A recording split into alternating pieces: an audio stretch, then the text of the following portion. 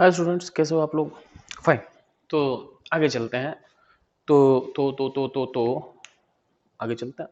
तो पिछली बार हम लोग क्या कर रहे थे? पिछली बार हम लोग ऐसा कुछ कर रहे थे कि स्प्रिंग वाली प्रॉब्लम कर रहे थे कि एक स्प्रिंग थी, ऐसे ही उसमें दो मासे लगे पड़े थे, इसको चला दिया, वॉटेवर वॉटेवर वॉटेवर। अब हम ऐसे एक आध सवाल और करते हैं और एक बड़ा सा सवाल लेके पीएचडी टाइप करते हैं। ठीक है? तो पीएचडी टाइप करने का मतलब ये हुआ कि बेसिकली एक मास ले लेते हैं, एक और मास ले लेते हैं। ठीक है?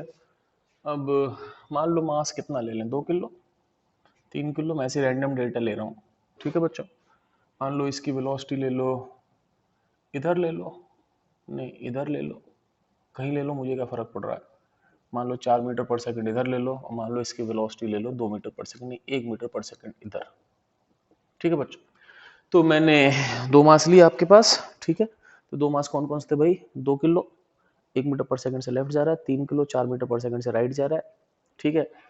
और के की वैल्यू कुछ मान लो, लेट के बी 10 न्यूटन पर मीटर। ऐसे मैं रैंडम डेटा ले रहा हूँ, कोई इसका वजह नहीं है। तो क्वेश्चन में बहुत सारी चीज़ें हैं, तो बहुत सारी चीज़ें निकालते हैं। मान लो हम निकालते हैं मैक्सिमम एक्सटेंशन, स्प्रिंग ज़्यादा से ज़्यादा कितनी खींचेगी, स्प्रिंग ज़्यादा से ज़्यादा कितनी खींचेगी। मैक्सिमम कंप्रेशन, स्प्रिंग ज़्यादा से ज़्यादा कितनी कंप्रेस होगी। तीसरा max speed, max and minimum speed of 2 kg and 3 kg। जो 2 किलो है और 3 किलो है, इनकी ज़्यादा से ज़्यादा स्पीड क्या होगी और कम से कम स्पीड क्या होगी। ये एक लेंदी सवाल है। ठीक है? तो आराम से हम देखते हैं। अब हम इसको सेंटर मास मेथड से सॉल्व करेंगे। थोड़ा इसको समझना मुश्किल है, आप आराम से देखना। हो सके तो 2 बार देखना, हो सके 3 बार देखना। ठीक है? सुलोचन, सुलोचन बोले तो सॉल्यूशन। तो सेंटर मास की वेलोसिटी निकालते हैं, कितना होगा? Sigma M V by sigma M. Sigma M V 2 × -1, 3 × 4, 2 × -1 3 × 4 divide by 2 + 3, 3 × 4 = 12 -2/5। कितना हो गया बच्चों? 2 मीटर पर सेकंड। ठीक है भाई? तो अपने पास क्या हुआ? अपने पास ऐसा हो गया कि जो सेंटर ऑफ मास है उसकी वेलोसिटी आ गई 2 मीटर पर सेकंड, +2 का मतलब राइट साइड। अब हम इस सवाल को सेंटर मास की निगाहों से करते हैं। तो मैं सारा सवाल मिटा रहा हूँ। ठीक है? और मिटाने के बाद मैं इसको सेंटर मास की निगाहों से कर रहा हूँ, तो आप ये सब लिख लो। ठीक है? मैं मिटा रहा हूँ, लिख लो। तो सेंटर मास की वेलोसिटी आ गई 2 मीटर पर सेकंड। ठीक। अब सी फ्रेम में चलते हैं। सी फ्रेम बोलो तो सेंटर मास फ्रेम, सी फ्रेम बोले तो सेंटर मास फ्रेम। ये 2 किलो है, ये 3 किलो है। ये स्प्रिंग नेचुरल लेंथ पे है, भले मैंने बोला हो या नहीं बोला हो। ठीक है? अब सेंटर ऑफ मास जो है वो चल रहा है 2 मीटर पर सेकंड से। This is centre of mass which is moving at 2 metre per second. Centre of mass के देखने से इसकी स्पीड 1 है, तो ये अपनी स्पीड माइनस कर देगा, माइनस मतलब उल्टी करके जोड़ देगा, तो इसकी स्पीड इसको दिखेगी 3 मीटर पर सेकंड लेफ्ट। और ये अपनी स्पीड फिर इसमें उल्टी करके जोड़ेगा, तो 4 राइट 2 लेफ्ट, तो basically 2 metre per second right आएगी। आप चेक भी कर सकते हो कि मोमेंटम हमेशा सेंटर ऑफ मास के देखने से 0 होगा। इसका मोमेंटम क्या होगा? 2 × 3 -6, इसका होगा 3 × 2 +6। मोमेंटम 0 होना चाहिए। अब मुझे पता है कि नेचुरल लेंथ पे है। ठीक है? तो जब इनकी वेलोसिटी सेम होगी, और सेम वेलोसिटी तभी हो सकती है दोनों की वेलोसिटी 0 हो, क्योंकि दोनों की वेलोसिटी वैसे सेम नहीं हो सकती। क्यों? क्योंकि मोमेंटम सेंटर ऑफ मास के देखने से 0 रहेगा। मोमेंटम तभी 0 होगा जब एक का मोमेंटम पॉजिटिव होगा, एक का मोमेंटम नेगेटिव होगा। तो दोनों का मोमेंटम सेम होने का एक ही तरीका है कि दोनों की वेलोसिटी क्या हो? सेम। तो दोनों की वेलोसिटी सेम 0 पे ही हो सकती, अदरवाइज नहीं हो सकती। क्योंकि सोचो ना, अगर एक राइट चल रहा है तो मोमेंटम कैंसिल करने के लिए एक को लेफ्ट चलना पड़ेगा, तो एक पॉजिटिव एक नेगेटिव कैसे हो सकता है? वेलोसिटी सेम, क्योंकि वेलोसिटी सेम का मतलब मैग्नीट्यूड भी सेम, डायरेक्शन भी सेम। तो बेसिकली क्या हुआ कि ये दोनों जाके कहीं ना कहीं रुक पड़ेंगे। तो मान लो कहीं ना कहीं रुक गए। ये आपके पास 2 किलो है, ये आपके पास 3 किलो है। ठीक है? और ये मान लो नेचुरल लेंथ से x बढ़ गए, और यहाँ पर ये भी रुक गया, और मान लो यहाँ पर ये भी रुक गया। दोनों रुक गए भाई साहब, दोनों रुक गए। अब ये दोनों रुक गए। अब मुझे बताना है कि मैक्सिमम एक्सटेंशन कितनी होगी, मतलब x कितना होगा। चलो भाई, तो x निकालने के लिए हम लोग क्या करते हैं कि वर्क एनर्जी थ्योरम लगाते हैं। तो मैं इधर से वर्क एनर्जी थ्योरम लगाता हूँ, वर्क डन बराबर के फाइनल माइनस के इनिशियल। अच्छी बात क्या है? के फाइनल 0 हो जाएगा। अच्छी बात क्या है? के फाइनल 0 हो जाएगा।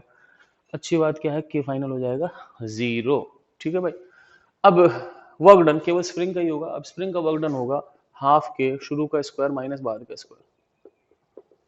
के इनिशियल होगा आपके पास half into 2 × 3² plus half into 3 × 2²। ठीक है, फिर देख लो भाई कि आपके पास केवल जो वर्क होगा वो आपके पास केवल स्प्रिंग का वर्क होना है। तो स्प्रिंग का वर्क होगा हाफ के, शुरू में नेचुरल लेंथ पे थी तो 0², बाद में x खींची हुई थी -x² इज इक्वल टू के फाइनल 0 के इनिशियल।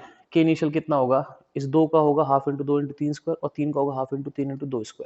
ठीक है बच्चों, तो ये मेरे पास हो गया स्प्रिंग का वर्क डन और जो भी वर्क एनर्जी थ्योरम होगी। तो यहाँ से मेरे पास कितना आ गया बच्चों, यहाँ से मेरे पास आ गया माइनस माइनस उड़ा दो, यहाँ से आ गया kx² 2 बराबर कितना हो जाएगा बच्चों, 2 से 2 कट गया 9 प्लस 2 से 2 कट गया 6। ठीक है बच्चों, 9 6 कितना हो गया 15। ठीक है, k कितना है 10, 10x² बराबर 15 × 2 30। ठीक है बच्चों, x² 3 हो जाएगा, x हो जाएगा √3। तो इसका मतलब क्या हुआ कि आपके पास जो मैक्सिमम आपके पास एक्सटेंशन है वो आपके पास √3 होगी। ठीक है बच्चों, अब इन टाइप के सवालों में, ठीक है, अगर मैक्सिमम एक्सटेंशन √3 है तो मैक्सिमम कंप्रेशन भी √3 होगी, क्योंकि आप ये समझना कि देखो ये स्प्रिंग खींची, अब खींचने के बाद एक्चुअली क्या हुआ, जब ये बाहर जा रहे हैं तो बेसिकली स्प्रिंग इनको धीमे धीमे रोक रहा है, तो ये रुक जाएंगे। अब रुकने के बाद स्प्रिंग वापस खींचेगा तो चलेंगे चलेंगे चलेंगे।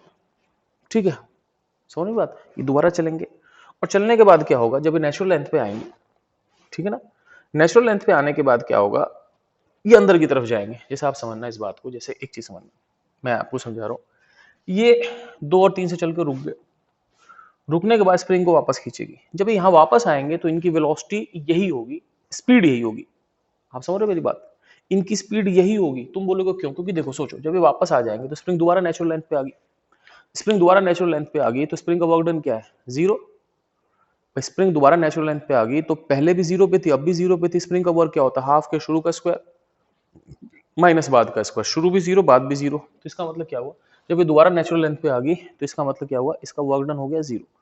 अब इसका वर्क डन 0 हो गया तो वर्क डन 0, चेंजिंग काइनेटिक 0। तो कुल मिला के ये 2 से जाएगा, 2 से वापस आएगा, और फिर जब ये वापस आएंगे तो फिर ये स्प्रिंग को दबाते हुए रुक जाएंगे। क्यों, क्योंकि स्प्रिंग इनको रोकेगी, बाहर की तरफ फोर्स लगाएगी। अल्टीमेटली मैक्सिमम कंप्रेशन पर भी इक्वेशन सेम बैठेगी। क्यों, मैं समझा रहा हूं आपको, देखो मैं इसको मिटा रहा हूं, आप लोग लिख लो, मैं इसको मिटा रहा हूं, इसको मिटा दो, देखना समझ। मैक्सिमम कंप्रेशन पे भी सबसे नजदीक होंगे, at max compression they are नजदीकेस्ट, सबसे नजदीक होंगे, सबसे नजदीक होंगे। देन ऑल्सो सबसे पास और सबसे दूर, दोनों केस में देन ऑल्सो वेलोसिटी क्या होगी, सेम होगी। उसके बाद ही वेलोसिटी क्या होगी, सेम होगी। वेलोसिटी सेम होने का मतलब क्या होगा बच्चों, कि आपके पास अभी भी दोनों रुके हुए होंगे। तो एक मान लो 2 किलो है, एक 3 किलो है, ये भी रेस्ट पर है और ये भी रेस्ट पर। अब आपके पास जो स्प्रिंग की लेंथ है वो नेचुरल लेंथ -x आएगी। ठीक है, सबसे दूर पे भी रुकेंगे, सबसे पास पे भी रुकेंगे। एक्चुअली क्या होगा कि आप ये समझना, मोमेंटम 0 रखना है, तो ये दोनों चलेंगे रुकेंगे साथ, फिर वापस आएंगे फिर रुकेंगे साथ, दोनों का चलना भी साथ होगा, रुकना भी साथ होगा, क्योंकि एक चलना एक रुकना हो ही नहीं सकता। तो ये बेसिकली ऐसे ऐसे चलते रहेंगे। ठीक है, अब रुक, अब सोचो कि अगर आप दोबारा इक्वेशन लगाओगे वर्क डन बराबर चेंजिंग काइनेटिक एनर्जी, तो सेम यही इक्वेशन लगेगी, क्योंकि स्प्रिंग का वर्क डन अभी भी हाफ के 0² - x² होगा। शुरू में काइनेटिक एनर्जी 2 और 3 ही है, सब कुछ सेम है। इसका मतलब कि यहां भी जो x आएगा वो √3 आएगा। इसका मतलब मैक्सिमम कंप्रेशन, ठीक है, और मैक्सिमम एक्सटेंशन दोनों सेम होगी। या आप इसको ऐसे कर सकते हो, आप इसको एनर्जी कंजर्वेशन से करो। कैसे एनर्जी कंजर्वेशन से, मैं इसको मिटा रहा हूं, देखो, और एनर्जी कंजर्वेशन से कर लो। तो यहाँ पे कोई एक्सटर्नल फोर्स तो लग नहीं रहा, बस एक ही फोर्स काम कर रहा है, स्प्रिंग फोर्स। तो इसका मतलब U + K इनिशियल बराबर U + K फाइनल। जो एनर्जी पहले होगी वो एनर्जी बाद में होगी। मैक्सिमम कंप्रेशन और मैक्सिमम एक्सटेंशन पर, ठीक है, एट मैक्स कंप्रेशन और एक्सटेंशन। ठीक है बच्चों, मैक्सिमम कंप्रेशन या मैक्सिमम एक्सटेंशन दोनों पे काइनेटिक एनर्जी 0 होगी, क्योंकि सबसे दूर और सबसे पास दोनों वेलोसिटी सेम होती है। और वेलोसिटी सेम तभी हो सकती है जब दोनों रुके हो, क्योंकि चलते समय मोमेंटम 0 होना चाहिए सेंटर ऑफ मास फ्रेम से, और मोमेंटम 0 तभी होगा जब दोनों का मोमेंटम अपोजिट हो। तो चलते समय दोनों की वेलोसिटी का मैग्नीट्यूड भले सेम हो जाए, डायरेक्शन सेम नहीं हो सकता, ठीक है, तो रुकना ही पड़ेगा। तो सिंपल सी बात है, के सेम होगा तो you initial you final same होगा। अब सिंपल सी बात है कि मान लो मैक्सिमम एक्सटेंशन पे, है ना, मान लो मैक्सिमम एक्सटेंशन पे एक्सटेंशन एक्स, मान लो उसका एक्सटेंशन एक्स है, और मान लो मैक्सिमम कंप्रेशन पे एक्स है, एक्स कंप्रेशन। तो आप ये समझना कि एक्सटेंशन पे जो भी एनर्जी होगी टोटल वो हाफ के एक्स एक्सटेंशन स्क्वायर होगी, और कंप्रेशन पे भी जो टोटल एनर्जी होगी वो हाफ के एक्स कंप्रेशन स्क्वायर होगी। हाफ के कट गया, इसका मतलब एक्स मैक्सिमम एक्सटेंशन और मैक्सिमम कंप्रेशन दोनों आपस में क्या होंगी, सेम होगी। सॉरी मैं थोड़ा तिरछा लिख रहा हूँ, लेकिन सीधा लिखना थोड़ा दिक्कत पड़ता है मेरे को, है ना। तो दोनों आपस में सेम हो जाएंगे, ठीक है। I hope you understand. तो अगर ऐसा कभी सवाल है और आपसे पूछा जाए कि मैक्सिमम कंप्रेशन क्या होगा, तो आपने मैक्सिमम कंप्रेशन निकाल ली, आपको टेंशन नहीं लेनी, मैक्सिमम एक्सटेंशन भी एग्जैक्टली सेम ही होगा, ठीक है। अब इस क्वेश्चन में एक पार्ट और बचा कि मुझे ये बताना है कि इस केस में इसकी इसकी मैक्सिमम और मिनिमम स्पीड क्या होगी। मैं इसको मिटा रहा हूं, ठीक है, आप लिख लो।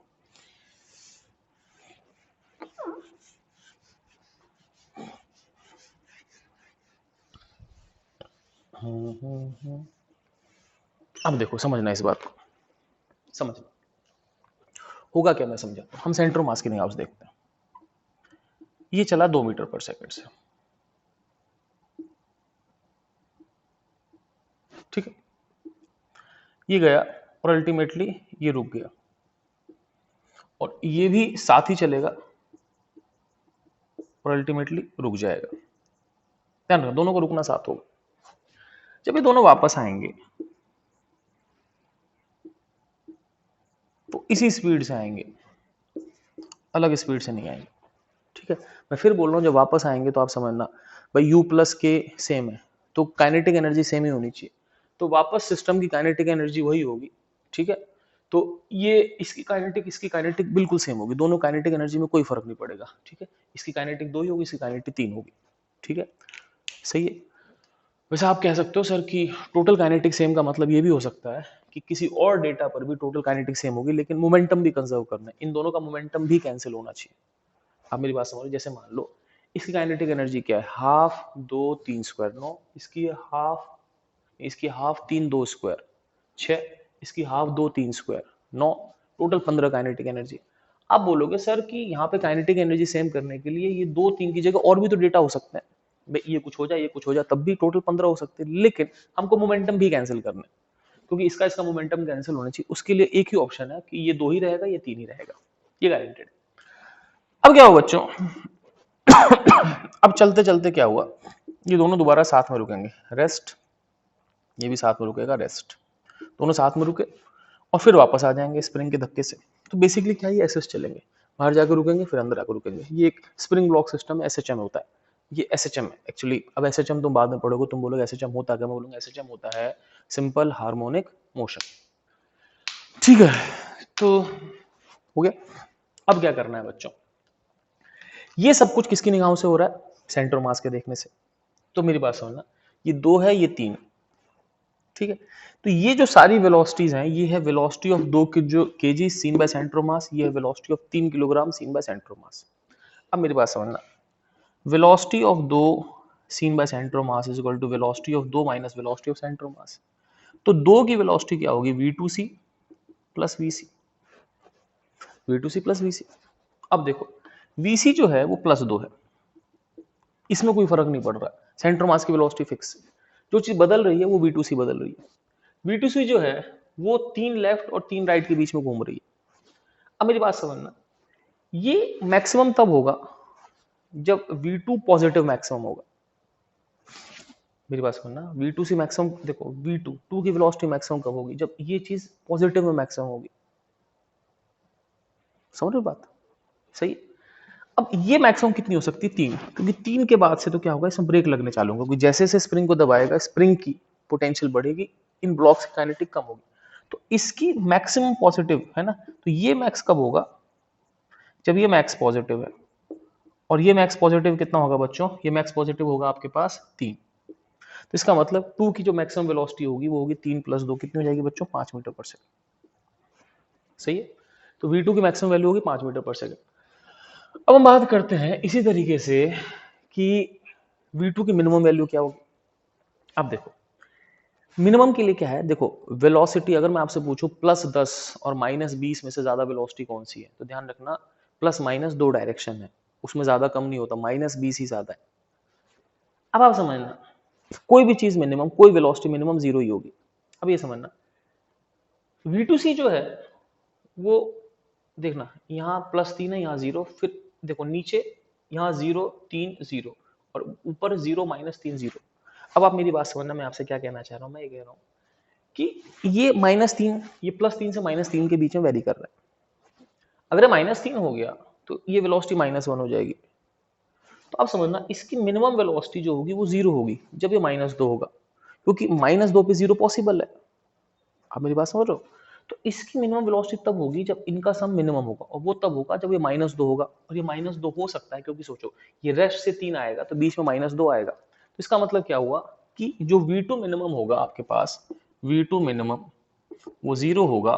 वो कब होगा 0 बच्चों, जब आपके पास V2C कितना होगा, आपके पास -2 होगा, मतलब 2 मीटर पर सेकंड लेफ्ट।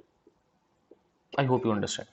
ठीक है, तो V2 की maximum velocity 5 metre per second, V2 की मिनिमम वेलोसिटी 2 मीटर पर, सॉरी 0 मीटर पर सेकंड। कब, जब ये चीज -2 है। I hope you understand. अब इसको आप देखो, चाहे दोबारा देख लेना। अब हम बात करते हैं 3 पर, तो मैं इसको मिटा रहा हूँ, मिटा दूं, लिखते चलो।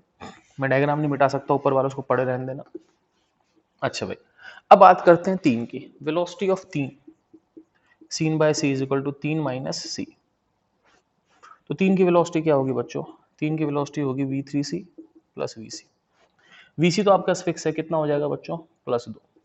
सेंटर मास की वेलोसिटी फिक्स है +2 मीटर पर सेकंड। अब बात करते हैं V3C।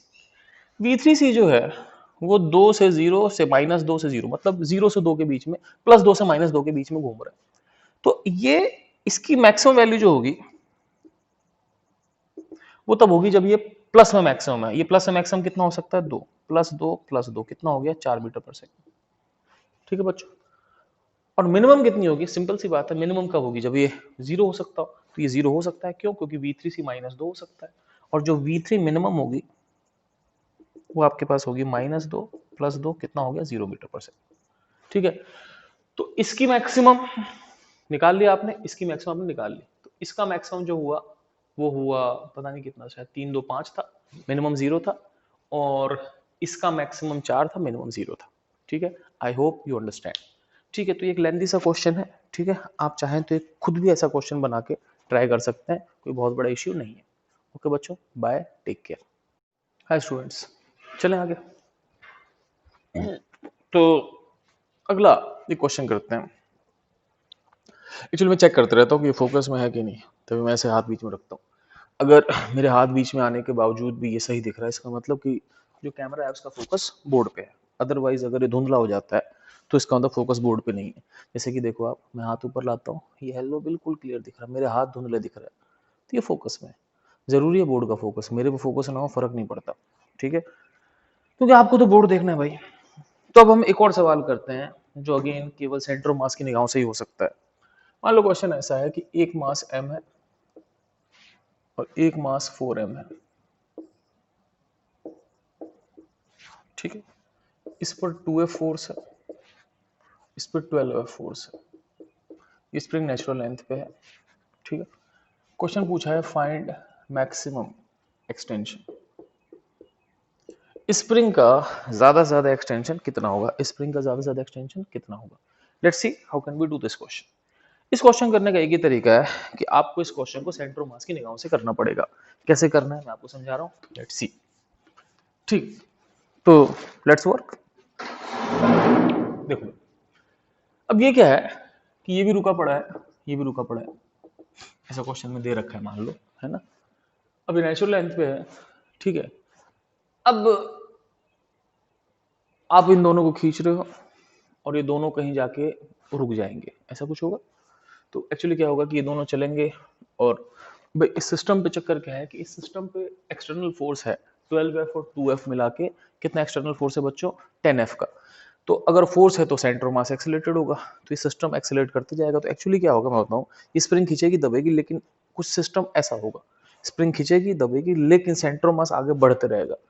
ये बहुत कॉम्प्लेक्स क्वेश्चन हो जाएगा अगर आप इसको ग्राउंड फ्रेम में देखो तो, क्योंकि सोचना ये बढ़ा घटा, अब किसी टाइम पर अगर मुझे निकालना हो कि ये ब्लॉक कितना डिस्प्लेस हो गया, क्योंकि अगर आपको 12F का वर्क निकालना है तो इस ब्लॉक का डिस्प्लेसमेंट चाहिए, वैसे इसका वर्क निकालना है, इसका डिस्प्लेसमेंट चाहिए, आप मर जाओगे।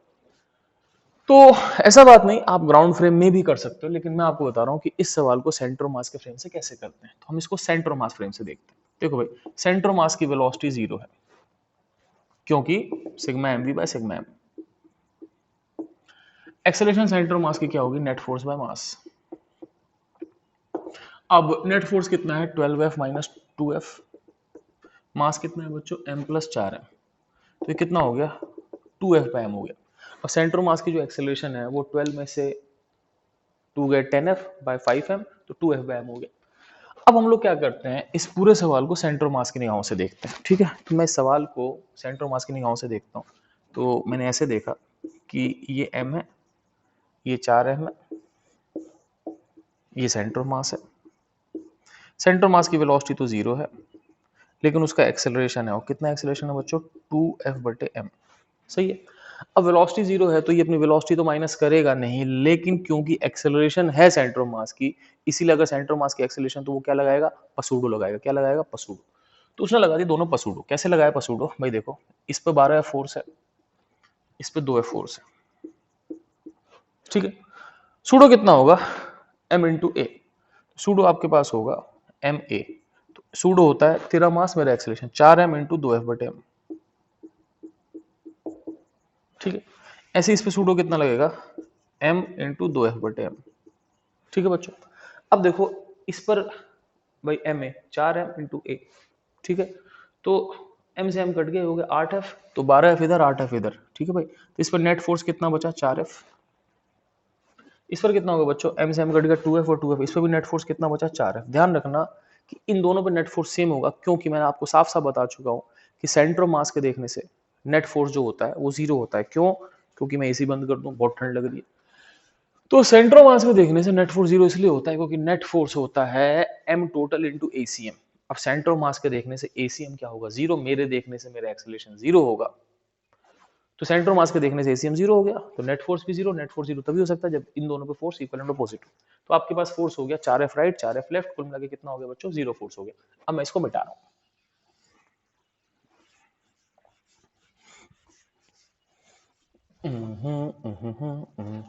ठीक है भाई, तो अब इन सबको आप भूल जाओ, कॉपी में लिख लो, है ना। अब बस मेरा टेक अवे बस ये है कि एक मास m है और एक मास कितना है, 4m। ये दोनों मासेस नेचुरल लेंथ पे हैं।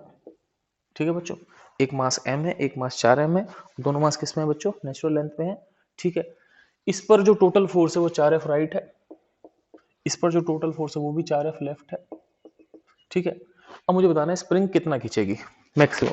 मुझे पता है जब भी स्प्रिंग मैक्सिमम एक्सटेंशन पे होगी उस समय इन दोनों की वेलोसिटी 0 होगी। ठीक है भाई, तो ये दोनों ब्लॉक खींचेंगे, और खींचते खींचते खींचते खींचते मान लो यहाँ आ गया, तो ये m है आपके पास, ये आपके पास 4m है, और ये भी रुक जाएगा, तो ये भी क्या होगा, रुक जाएगा। अब मान लो, ऐसा समझ लो कि स्प्रिंग इधर खींच गई x2, मान लो स्प्रिंग इधर खींच गई x1, इस पर भी 4F था और इस पर भी कितना था, 4F था। I hope you understand, 4F इस पे, 4F इस पे, 4F इस पे, 4F इस पे। अच्छा जी, अब स्प्रिंग का यहाँ दोनों रुक गए हैं, तो यही मैक्सिमम एक्सटेंशन है, पहले भी रुका हुआ था, अब भी रुका हुआ है। ठीक है, तो इसका जो मैक्सिमम एक्सटेंशन है स्प्रिंग का, मैक्सिमम एक्सटेंशन वो आपके पास हो जाएगा x1 प्लस x2। इधर x1 इधर x2, तो टोटल एक्सटेंशन हो गया x1 plus x2। Let's see how to solve this question, how to find x1 plus x2।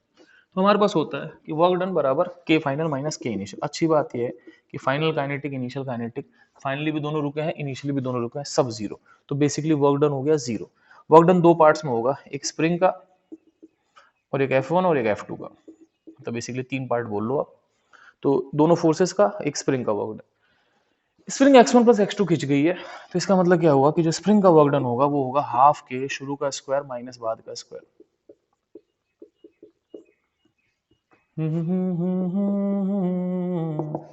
ये तो स्प्रिंग का वर्क डन हो गया, हाफ के शुरू में नेचुरल लेंथ पे, बाद में x1 प्लस x2, तो ये स्प्रिंग का वर्क डन प्लस दोनों फोर्सेस का वर्क डन। तो इस फोर्स का वर्क क्या है, 4F इंटू x1। इस फोर्स का वर्क डन कितना है, 4F भी पीछे x2 भी पीछे, दोनों के बीच का एंगल 0 डिग्री। तो 4F x2 हो गया बराबर कितना हो गया, 0। अब कितना हो गया आपके पास, 4F x1 प्लस x2 बराबर हाफ के x1 प्लस x2 स्क्वायर। ठीक है बच्चों, x1 प्लस x2 कट गया आपके पास, तो आपके पास x1 प्लस x2 कितना आ गया बच्चों, 8F बाई के। लो जी, आपके पास मैक्सिमम कंप्रेशन मैक्सिमम एक्सटेंशन आ गया। तो इस तरीके से आप इस सवाल को कर सकते हो। और ट्रस्ट मी, अगर आप इस सवाल को गलती से वैसे करने लगे, वैसे बोले तो ग्राउंड फ्रेम में, तो बहुत दिक्कत पड़ेगी। मतलब मैंने कभी ट्राई नहीं किया, लेकिन यू कैन ट्राई, हो तो जाएगा ही, उसमें कोई दिक्कत नहीं, लेकिन इट विल वेरी टीडियस। ठीक है, तो आप लोग इसको फटाफट लिखो, और मैं सोचता हूँ कि आगे कुछ पढ़ाना है कि नहीं पढ़ाना। चलो हम क्या करते हैं, सोचने दो। चलो कोई नहीं, आगे रहने देते हैं, तो इस सवाल को यहीं छोड़ते हैं। ओके बच्चों, तो यहाँ से हमारी स्प्रिंग वाली प्रॉब्लम्स खत्म होगी। अब हम आगे चलेंगे अगली चीज़ों पर। ओके बच्चों, बाय, टेक केयर, और टेक केयर, मजे करो, चिल मारो, ऐश काटो।